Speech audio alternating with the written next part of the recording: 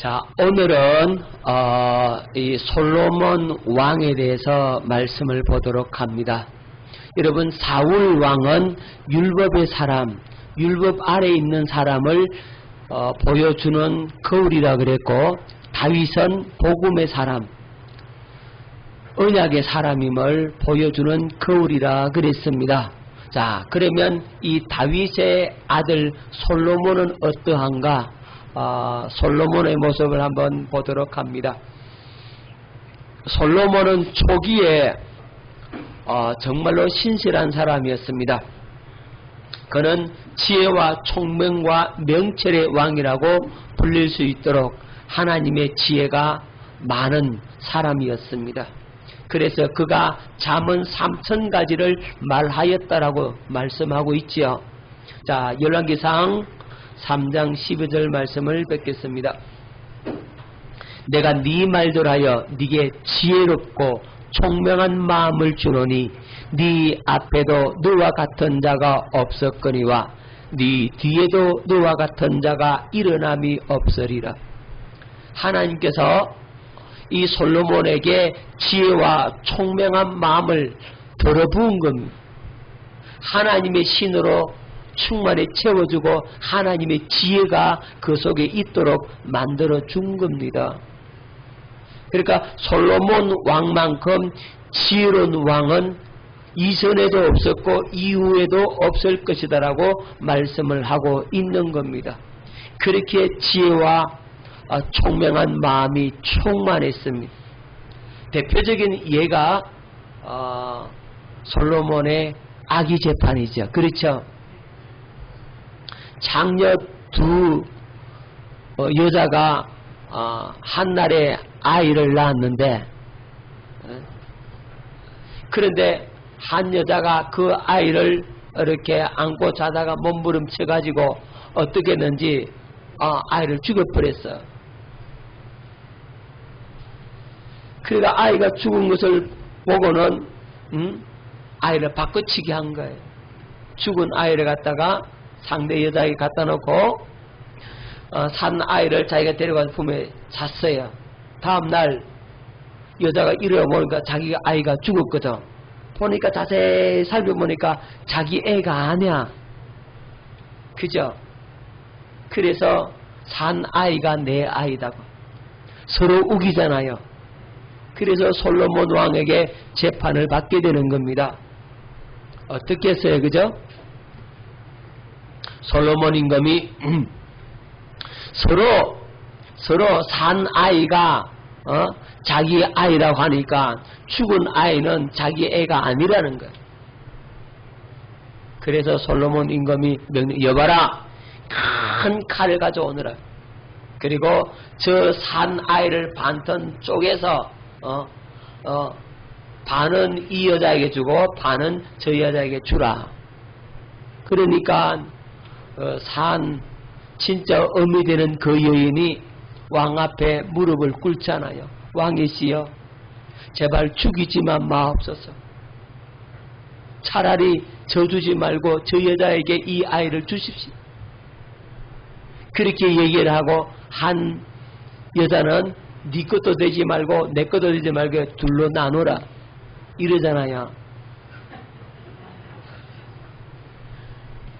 그래서 이 솔로몬 왕이 여봐라, 칼을 거두라. 이 여자가 진짜 어미다. 그렇게 이제 재판을 하죠. 그 모습을 보고 신하들이 탐복을 한 겁니다. 왕이 심리에서 재판하는데 정말로 지혜로운 재판을 했다. 명재판이다. 역사에 길이 남을 재판입니다. 이게 요즘은 유전자 검사하면 바로 나오지. 유전자 검사 아니라 요즘은 피 검사만 해보다 나오죠. 그죠? A 행이냐 B 행이냐, 그죠? O 행이냐, 그죠? AB 행이냐 보면 금방 알잖아요. 그죠? 유전자 검사하면 확실하니까. 하지만 그때는 유전자 검사할 실력도 없잖아요. 그 유전자 검사하면 또 오래 걸리잖아. 바로 재판해야 되는데 하나님의 지혜가 나은 거예요. 할렐루야. 자, 솔로몬이 그렇게 총명하고 지혜롭고 명철한 왕이었습니다. 뿐만 아니라 그는 겸손하고 온유의 왕이었습니다. 열왕기상 3장 7절로 9절 말씀을 뵙겠습니다. 나의 하나님 여호와여, 주께서 종으로 종의 아버지 다윗을 대신하여 왕이 되게 하셨사오나 종은 작은 아이라. 자기를 가리켜 뭐라고요? 작은 아이라. 출입할 줄을 알지 못하고. 뭐 할 줄 못한다고? 출입할 줄로 알지 못한다. 주께서 택하신 백성 가운데 있나이다. 그들은 큰 백성이라 수요가 많아서 셀 수도 없고 기록할 수도 없사니 누가 주의 이 많은 백성을 재판할 수 있사오리까? 듣는 마음을 종에게 주사 주의 백성을 재판하여 선악을 분별하게 하옵소서. 자, 솔로몬이 이렇게 기도하는 겁니다. 나는 작은 아이라서 출입할 줄도 알지 못합니다. 그리고 이 많은 백성들, 다 기록할 수 없는 이 많은 백성들 내가 어떻게 다스리며 재판할 수 있겠습니까? 듣는 마음을 종에게 주사. 무슨 마음? 저는 여기서 좀 놀랐어요. 어떤 마음? 듣는 마음을 종에게 주사. 여러분, 들을 수 있는 귀가 있는 사람이 지혜로운 사람이에요. 잘 듣는 사람이 어떤 사람이라고요? 지혜로운 사람이에요. 그냥 자기 말만 계속 해대는 사람은 어리석은 사람이에요. 그죠? 금방 바닥이 드러나고 맙니다. 하지만 지혜로운 사람은 잘 듣습니다. 잘 들어요. 그리고 들은 그것을 바탕으로서 행동을 하면 지혜로운 행동이 될 수가 있는데 안 듣고 지가 해버려. 그죠?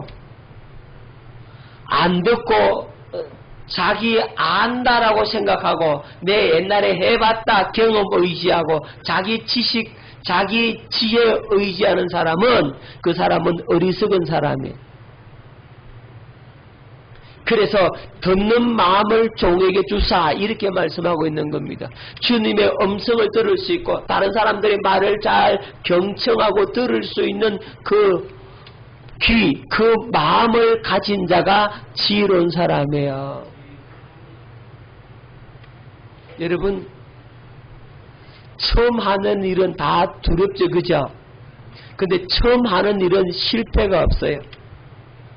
왜 실패가 없느냐 하면 잘 듣고 꼼꼼하게 따져보고 생각을 하고 이렇게 하기 때문에 실수를 잘 안 해. 언제 실수를 많이 합니까? 이제 내 좀 안다, 할 줄 안다, 이제 좀 됐다, 그때 꼭 실수한단 말입니다. 여러분, 운전하는 사람도 초보는 사고 잘 안 내. 누가 사고 냅니까? 예? 이제 차가 어느 정도 몸에 좀 붙고 이제 운전에 자신감이 생겼다 이 말이에요. 이제 이제 뭐 나는 이제 잘한다 생각할 그때 이제 마음을 푹 놓고 그냥 막 밟는단 말이지. 그러다가 뭐 냅니까? 예, 사고 낸다고. 듣는 마음이 없어서 그래요. 어떤 마음? 네, 듣는 마음, 들을 수 있는 마음. 우리는 주님의 음성을 들을 수 있는 마음이 있어야 합니다. 할렐루야. 이 솔로몬이 처음에 이렇게 하나님 앞에 겸손하게 나는 출입할 줄도 알지 못합니다. 작은 아이입니다. 재판해야 되는데 재판을 갖다가 바르게 할 수 없습니다. 듣는 마음을 종에게 주사 주의 백성을 재판하고 선악을 분별하게 하옵소서. 그렇게 하나님 앞에 간구하고 있는 겁니다. 그래서 하나님께서 이 간구를 들으시고 솔로몬에게 지혜와 총명을 주는 겁니다. 솔로몬은 겸손하고 온유한 왕이었습니다. 뿐만 아니라 이 솔로몬은 최고의 부귀와 영화를 누린 왕이었습니다. 자, 열왕기상 3장 13절 말씀을 뵙겠습니다. 내가 또 네가 구하지 않은 부귀와 영광도 네게 주노니 네 평생의 왕들 중에 너와 같은 자가 없을 것이라. 자, 솔로몬이 하나님 앞에 지혜를 구했는데 그것이 누구 마음에 합했다? 하나님 마음에 합했더라 그랬어요. 하나님의 마음에 맞는 것을 누가 구했다? 솔로몬이 구했다. 그러니까 하나님이 기뻐가지고 네가 구하지 아니한 부와 영광도 네게 주겠다. 그래서 솔로몬 왕만큼 부귀와 영화를 누린 왕은 세상에 없었습니다. 솔로몬의 시대에 백성들이 가장 넉넉하고 풍족하게 살았습니다. 그래서 솔로몬의 시대에 사람들이 뭐라고 말합니까? 포도나무 아래와 무화과 나무 안에서 안전히 살았더라. 그 말이 무슨 말이냐면 이스라엘 백성들이 가장 행복하고 가장 즐거울 때 쓰는 말이 포도나무 아래 무화과 나무 아래 안전히 살았다.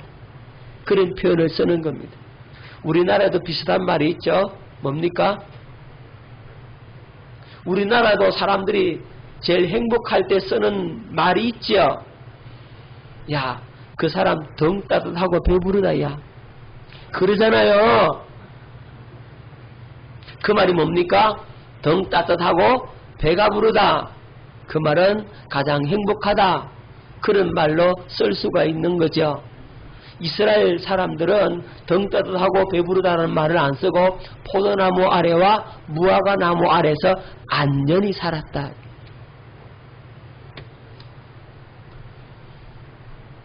자, 솔로몬 왕 시대에 그렇게 부귀와 영화를 누렸습니다. 자, 그리고 솔로몬은 하나님의 성전을 건축한 왕입니다. 자, 열왕기상 9장 3절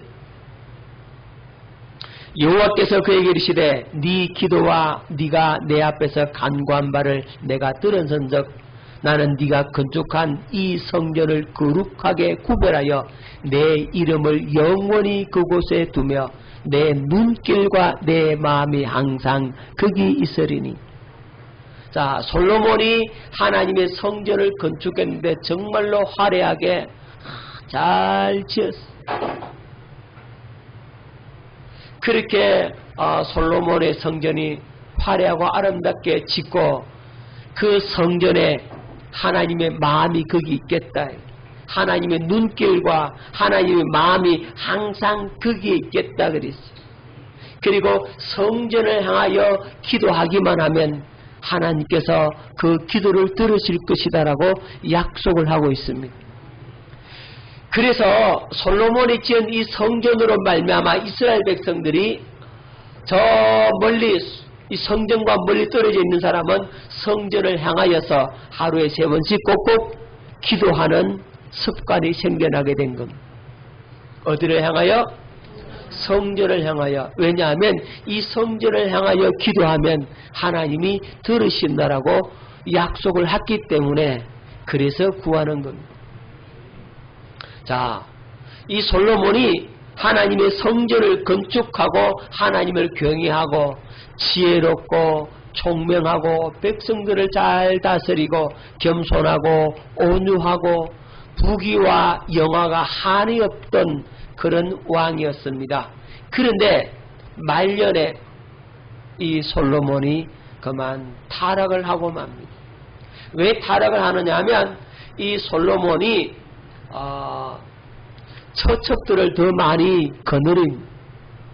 그런데 후궁들을 많이 드리는데 이 후궁을 자기 나라 안에 있는 사람을 많이 드리는 것이 아니라 저 외국에 있는 다른 나라의 여자들을 갖다가 아내로 맞이하는 겁니다. 다른 나라의 공주를. 그래서 결혼 동맹을 맺게 되는 거죠. 주위의 다른 나라들과 무슨 동맹을 맺는다고요? 결혼 동맹을 맺는 겁니다. 이집트와도 결혼 동맹 맺고, 저 시리아와도 결혼 동맹 맺고, 시돈 뭐 이쪽 다 주위에 있는 모든 나라와 결혼 동맹을 맺게 됩니다. 자, 장점도 있어요. 그렇게 하면 그 이웃 나라가 솔로몬을 쳐들어오겠습니까? 안 쳐들어오겠습니까? 안 쳐들어오죠. 그래서 평화는 존속됩니다.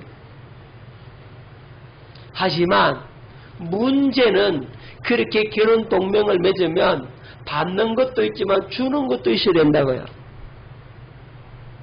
그렇죠. 그래서 이 왕비들이 솔로몬 왕의 마음을 돌이키는 겁니다. 내가 저 나라에서 섬기던 신을 여기 가지고 와서 좀 섬길 수 있도록 좀 해달라고 서로 그렇게 주장하고 요구하게 됩니다. 그래서 이 이방 여인과 통혼했기 때문에 그런 말미암아 우상을 숭배하게 되는 겁니다. 자, 열왕기상 11장 2절로 3절 말씀 뵙겠습니다. 여호와께서 일찍이 이 여러 백성에 대하여 이스라엘 자손에게 말씀하시기를 너희는 그들과 서로 통혼하지 말며 그들도 너희와 서로 통혼하지 하게 하지 말라. 그들이 반드시 너희 마음을 돌려 그들의 신을 따르게 하리라 하셨으나 솔로몬이 그들을 사랑하였더라. 왕은 후궁이 700명이요 첩이 300명이라. 그의 여인들이 왕의 마음을 돌아서게 하였더라. 후궁이 몇 명? 700명. 첩이 몇 명? 300명. 그러면 몇 명이요? 1000명.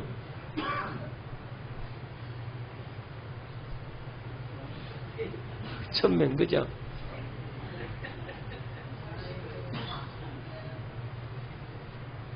자, 이 후궁들은 솔로몬 왕 한번 만나려면 몇 년을 기다려야 돼요?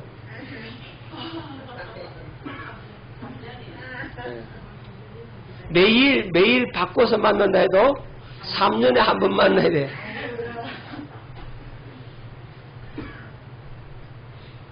자, 그러니까 이 여인들이 왕의 얼굴을 보기 힘드니까 그들의 마음이 어디로 향하겠습니까? 딴 데로 향한단 말입니다. 그래서 뭘 섬겨요? 이방의 우상을 숭배하는 겁니다. 자, 열왕기상 11장 8절.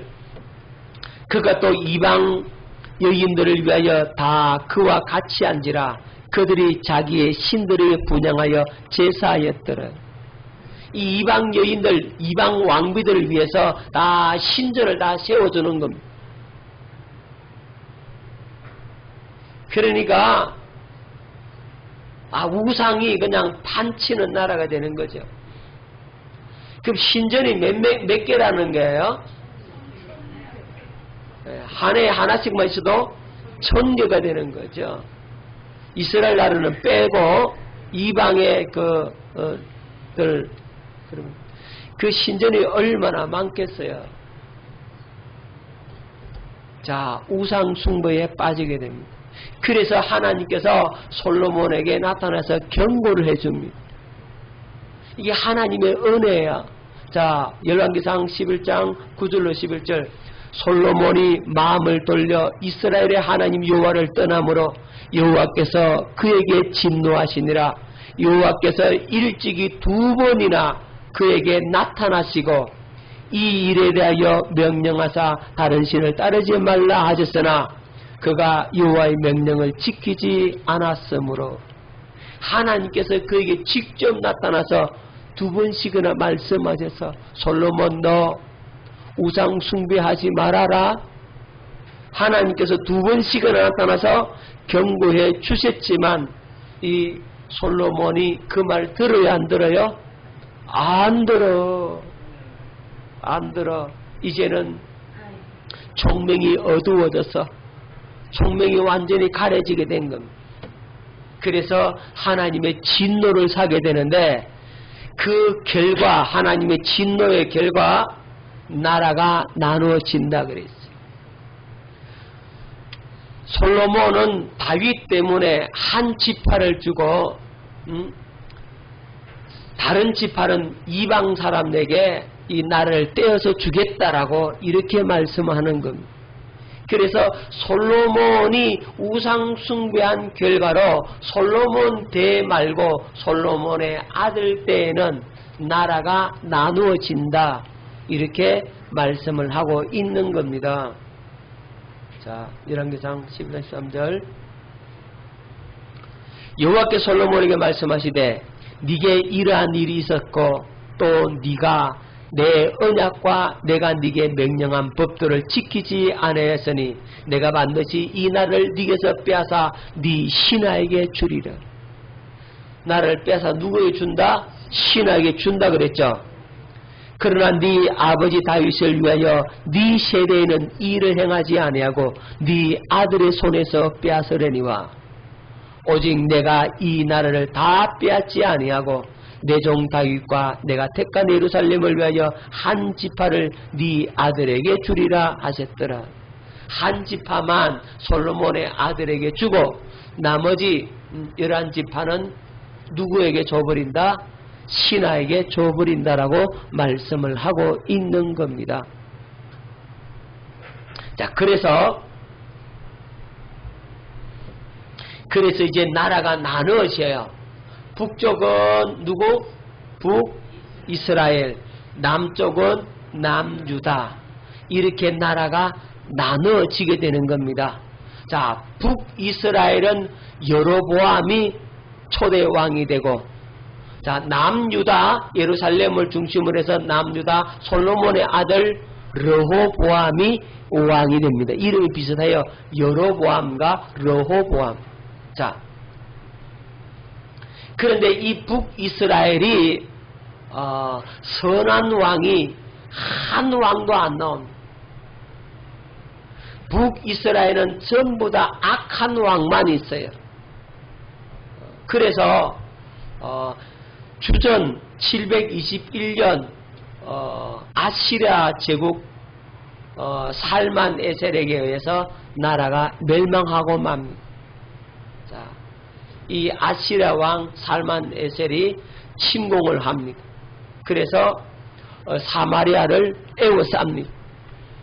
3년 만에 이 사마리아가 함락이 되는 겁니다. 열왕기하 18장 9절로 10절 히스기야 왕 제4년 곧 이스라엘 왕 엘라의 아들 호세아가 제7년에 아수르 왕 살만에셀이 사마리아로 올라와서 에워쌌더라.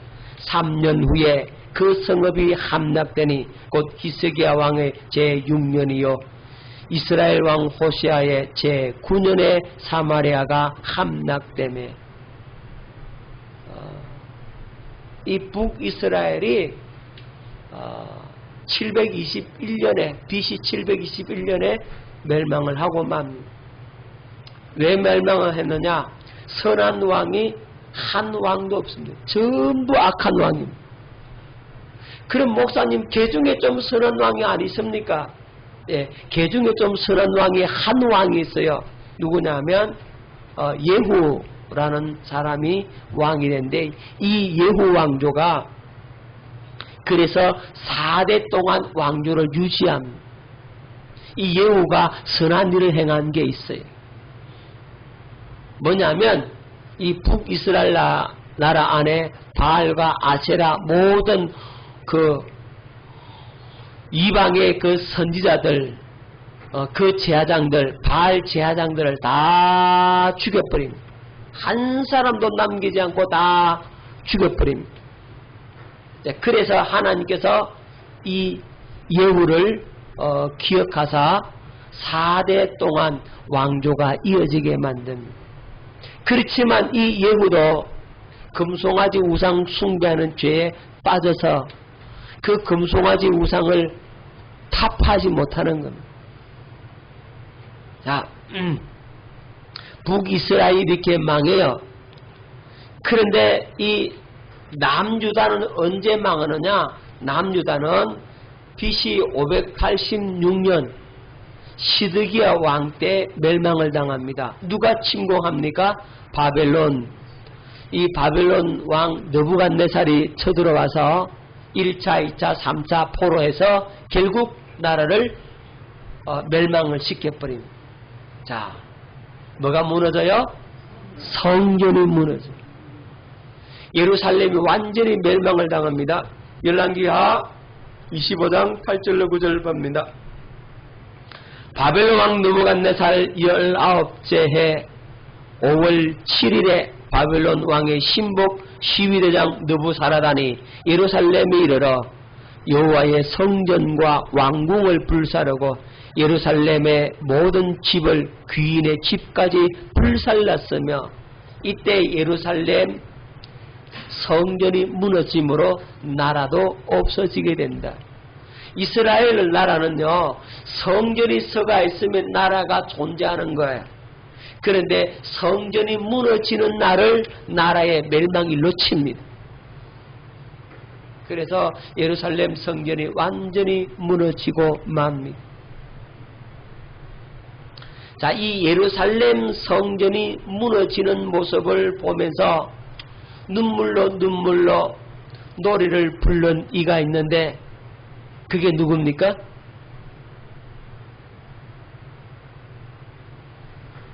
예레미야입니다. 예레미야가 예루살렘 성전이 무너진 것 때문에 눈물로 노래를 지어서 부르는데 그게 예레미야 에가스입니다. 자, 예레미야 에가스가 바로 예루살렘 멸망에 대한 그 비통한 눈물의 노래, 예레미야의 눈물의 노래가 바로 예레미야 에가스. 자, 그렇게 멸망을 하고 맙니다. 왜 망했느냐? 이 남유다도 선한 왕은 5명밖에 없어요. 악한 왕이 13명, 그리고 보통 좀 적당하게 살았던 왕이 2명, 그렇게 돼 있어요.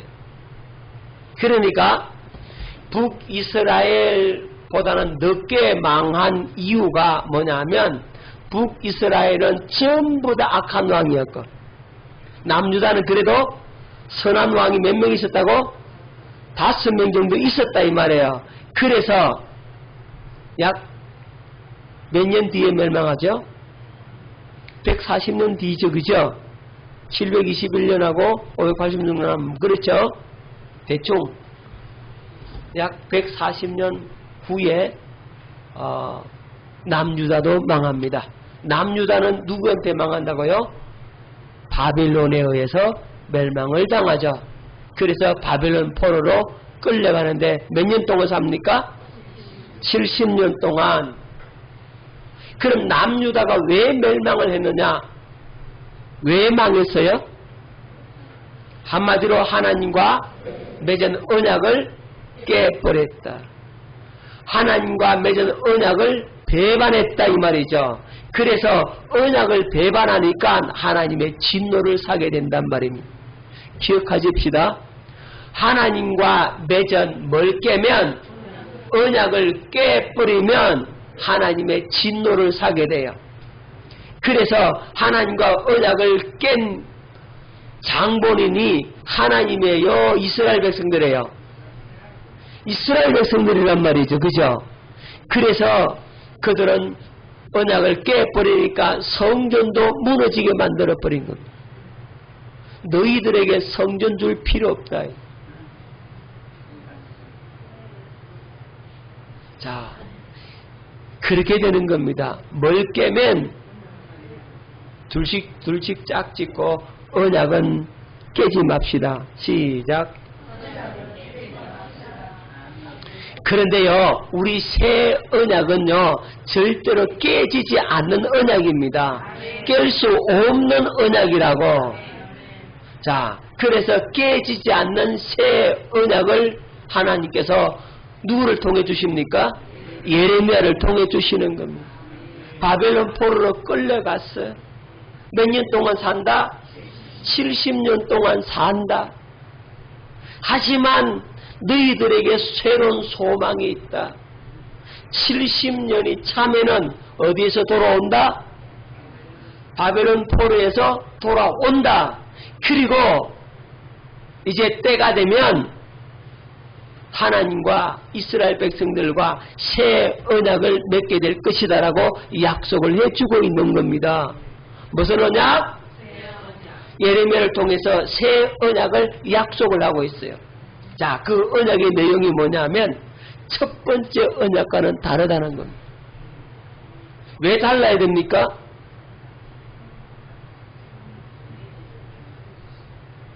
첫 번째 언약과는 다르다 그랬어요. 왜 다르죠? 그렇죠. 첫 번째 언약은 깨지잖아요. 첫 번째 언약은 깰 수밖에 없고 깨질 수밖에 없는 언약이고 흠이 있는 언약이라 이 말입니다. 부족한 언약이라 이 말입니다. 첫 번째 언약은 부족하고 흠이 있고 깨질 수밖에 없는 언약이었는데 이제 그런 언약 말고 절대로 깨지지 않는 언약을 준다. 첫 번째 언약을 깼기 때문에 이제는 안 깨지는 언약, 새 언약을 주겠다 이 말입니다. 그리고 진리의 법을 이제는 이 법을 어디에 기록하겠다? 마음판에다 기록해 주겠다. 여러분 돌판에다가 언약을 기록하니까 그 언약이 깨지더라고. 그런데 마음판에다가 이제는 기록을 해버려서 절대로 깨지지 않는 언약을 주겠다라고 말씀하고 있는 겁니다. 그래서 새 언약을 맺으면 모두가 하나님을 알게 된다 그랬어요.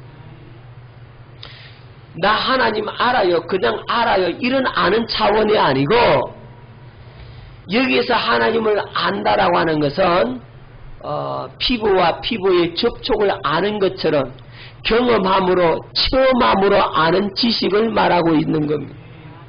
누가 가르쳐줘서 아는 것이 아니라 본인 스스로가 하나님을 만나고 하나님을 경험하고 그 언약을 맺음을 통해서 하나님의 실제를 그가 경험을 통해서 아는 지식을 갖게 된다라고 말씀하고 있는 겁니다. 남자나 여자나 어린아이나 어른이나 부자나 가난한 자나 많이 배운 자나 못 배운 자나 할 것 없이 모두가 다 누구를 알게 된다고요? 하나님을 알게 되는 언약이다라고 말씀하고 있는 겁니다. 그리고 기억지도 못할 죄 씻음이 약속된 언약입니다. 이걸 가리켜서 영원한 속죄 언약이라고. 할렐루야. 이 언약을 약속을 하고 있는 겁니다. 자, 예레미야 31장 31절 34절 말씀을 뵙겠습니다. 여호와의 말씀이니라. 보라 날이 이르리니 때가 되면은 이 말이죠. 내가 이스라엘 집과 유다 집에 새 언약을 맺으리라. 어떤 언약요? 새 언약을 맺게 해주겠다. 이 언약은 내가 그들의 조상들의 손을 잡고 애굽 땅에서 인도하여 내던 날에 맺은 것과 같지 않을 것은, 자, 애굽 땅에서 인도하여 내던 날 어디서 맺은 언약? 그렇죠. 시내산에서 맺은 언약. 무슨 언약? 첫 번째 언약. 다른 말로 하면 옛 언약이죠. 이 언약과 같지 않다. 왜냐하면 내가 그들의 남편이 되어서 그들이 내 언약을 깨뜨려 첫 번째 언약을 깨버렸다. 여호와의 말씀이니라. 그러나 그날 후에 내가 이스라엘 집과 맺을 언약은 이러하니 새 언약은 이렇다. 이제 그 내용이 뭡니까? 내가 나의 법을, 하나님의 법을, 진리의 법을 그들의 속에 두며 그들의 마음에 기록한다. 하나님의 법을 어디에 기록한다? 마음판에다가 새겨버리겠다. 그러면 지워져요? 안 지워져요? 안 지워져요. 잊혀져요? 안 잊혀져요? 안 잊혀져요. 그래서 나는 그들의 하나님이 되고 그들은 내 백성이 될 것이라. 여기 언약이죠. 하나님은 나의 하나님, 나는 그분의 백성이다. 이렇게 해서 언약이 체결된다 이 말이죠. 여호와의 말씀이니라. 그들이 다시는 각기 이웃과 형제를 가리켜 이르기를 너는 여호와를 알라 하지 아니하리니. 너 하나님 알아야 된다. 하나님에 대해서 배워야 된다. 그렇게 할 필요가 있다 없다? 없다. 왜 없습니까? 이는 작은 자로부터 큰 자까지 다 나를 알기 때문이라. 안 가르쳐줘도 언약을 맺었기 때문에 다 안다 이 말입니다. 여러분 하나님을 알죠? 예수님을 알죠? 어떻게 알아요? 예? 예수님 안다며 어떻게 아냐고요? 나 참 환장하겠네. 대답을 해봐요. 어떻게 알아요?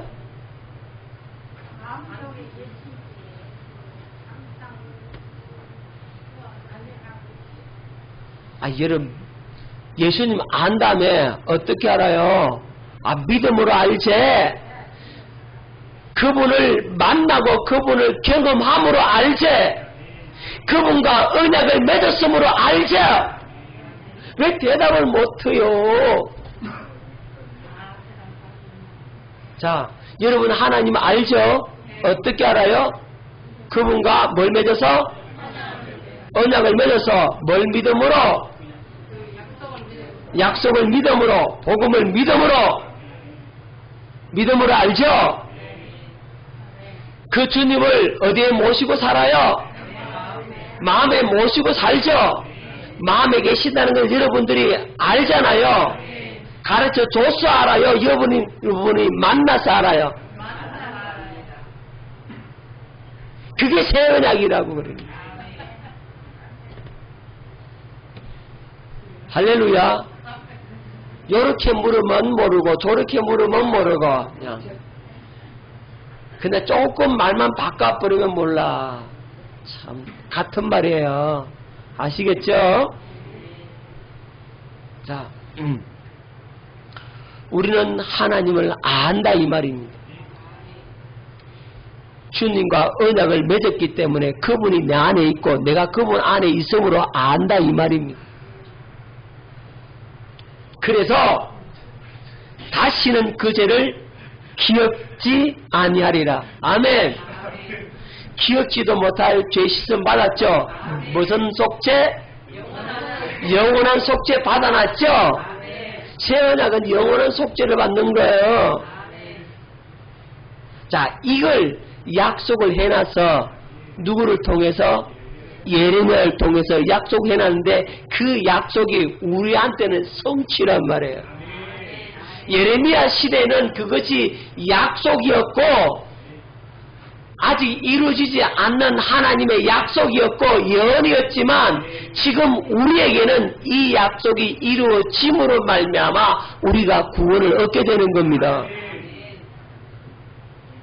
이 말씀을 왜 이렇게 하느냐 하면 우리가 이것 때문에 구원받기 때문에 이 말씀을 성경 전체를 더듬어 가지고 여기까지 왔는데 못 깨달으면 나 어떡하라고.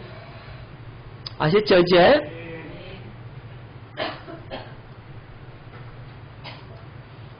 자, 그러면서 이 언약은 절대로 깨지지 않고 변하지 않는다라고 하는 확정의 말씀까지도 약속으로 들려주고 있습니다. 자, 하늘에 뭐가 떠있는 한?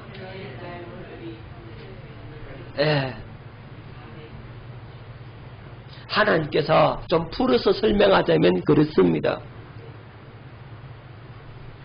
얘들아 내 언약은 절대로 안 깨진다. 변치 않는다. 너 하늘에 해를 봐라. 하늘 해가 떠 있느냐? 예, 해 떠 있어. 하늘에 해가 떠 있는 한은 이 언약은 변치 않는다 이랬어요. 밤이 되었어요. 하나님 해가 없는데요. 그래, 그럼 달이냐 별이냐? 그래, 하늘에 달과 별이 떠 있는 한 언약은 변하지 않는다. 구름이 껴서 하나님 해도 안 보이고 달도 안 보이고 별도 안 보이는데요. 그래, 그러면 저 바닷가에 가봐라. 바다에 뭐가 치는 한? 파도가 치는 한. 바다에 파도 치느냐? 아, 예. 그래, 바다에 파도 치는 한 언약은 안 깨진다. 변치 않는다. 이 바다 파도가 잔잔해. 아, 하나님, 바다에 파도가 안 치는데요? 그래, 그러면 너 우주의 크기를 알 수 있느냐? 없습니다. 과학이 아무리 발달해도 우주의 크기를 측량하지 못합니다. 그래, 우주의 크기를 측량할 수 없는 한 언약은 변치 않겠다, 깨지지 않겠다, 이렇게 말씀을 하고 있는 겁니다. 이제 예레미야 31장 35절 37절입니다. 한번 뵙겠습니다.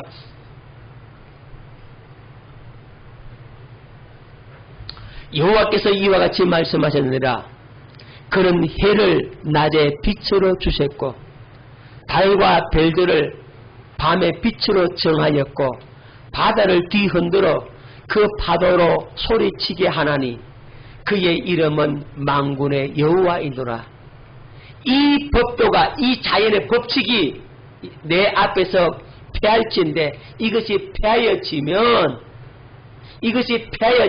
그러니까 하늘에 별, 달, 해가 없어지거나 파도가 안 치거나 그러면 이스라엘 자손도 내 앞에서 끊어져 영원히 나라가 되지 못하리라. 여호와의 말씀이니라. 그러니까 이 법도가 서가 있으면 하늘에 별이 떠 있고 하늘에 해가 있고 달이 떠 있으면 바다에 파도가 치면은 그 한 언약은 계속 진행 중이다. 하늘에 별이 없어지고 달이 없어지면은 모를까? 그렇지 않으면 언약은 그대로 유지된다, 이 말씀입니다. 그 다음 예레미야 31장 3절 여호와께서 이와 같이 말씀하시니라. 위에 있는 하늘을 측량할 수 있으며 밑에 있는 땅의 기초를 탐지할 수 있다면 내가 이스라엘 자손이 행한 모든 일로 말미암아 그들을 다 버리리라. 측량할 수 있으면 다 버린다. 측량할 수 있습니까? 없습니까? 측량할 수 없죠. 그러니까 버리지 않는다, 이 말이십니다. 깨달아지죠? 언약은 절대로 깨진다, 안 깨진다? 안 깨지고 변치 않는 새 언약의 약속을 하고 있는 겁니다. 할렐루야. 이 약속을 오늘 우리는 누려야 합니다. 예레미야 선지자를 통해서 하신 새 언약의 약속이 이제 오늘 우리에게는 어떻게 되는 겁니까? 성취가 되는 겁니다. 할렐루야. 그래서 새 언약은 절대로 깨지지 않는다. 옛 언약과는 다르다, 이 말이지.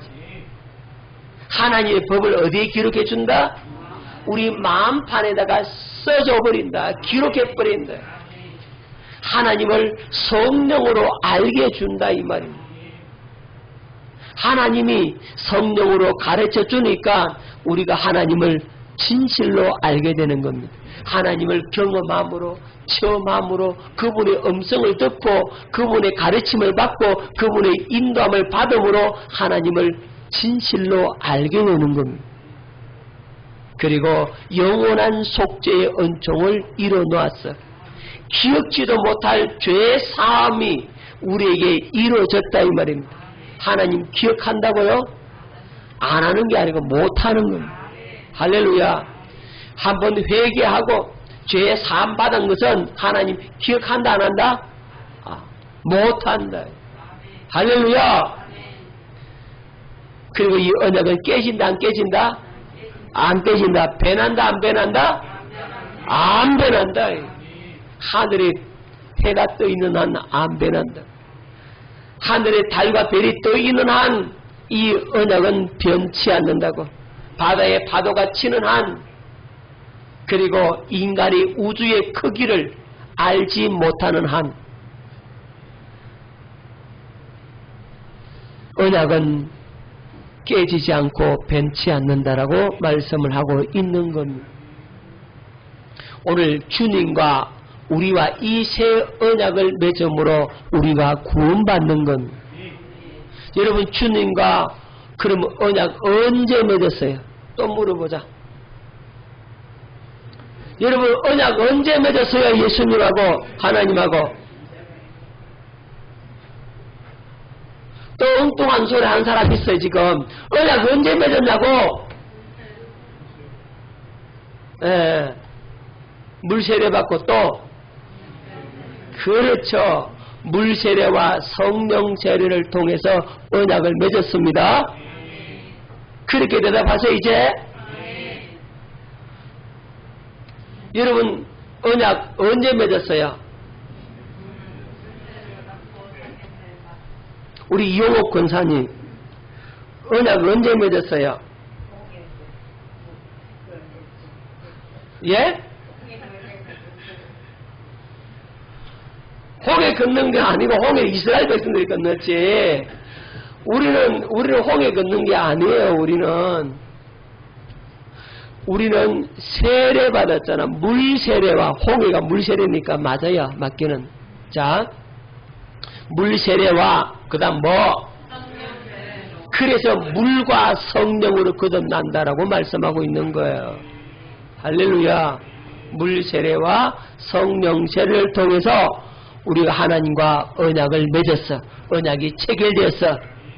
그래서 우리가 영생을 얻었고 하나님의 생명으로 거듭 태어났고 새로운 피조물이 되었고 천국 백성이 되었다 이 말입니다.